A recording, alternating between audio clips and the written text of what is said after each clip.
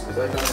Сіз сияқты азаматтар көп болса егер, онда қылмысты ешкім күтпейді ғой. Оның бәрі аяқ астынан болатын нәрсе. Сол үшін сізге үлкен алғысымызды айтып отырмыз.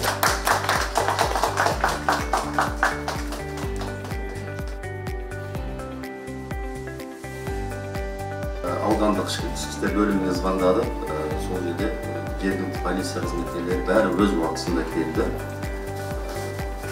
Енді марапаттарыңызға рахмет. Істеріңізді бере бересін. Еліңіз тыныш болсын. Қызметтеріңізге рахмет сіздерге. Күнделікті кешкісін серуендеп шыққам. Жұбайымыз екеуміз. Сол жолда келе жатып қараңғылау жерде енді екі адамның арпалысып, жағымсыз андай қиналып жатқан дауысын естідім. Содан жүгіріп барғаным шу, жаңау деген азамат тұрды да қашып кетті. Қыз баладан сұрадым, сөйтіп мені ұрып жатыр, тұншықтырды, қиқындырды деп. Содан артынан жүгіріп, қарама-қарсы бет жағына шығып, сол күдіктіні ұстадым. Содан соң ішкі істер бөліміне яғни 102 телефон шалдық, жергілікті полицияға шалдық. Барлығы дер кезінде келіп, тергеу амалдарына күдіктіні алып кетті.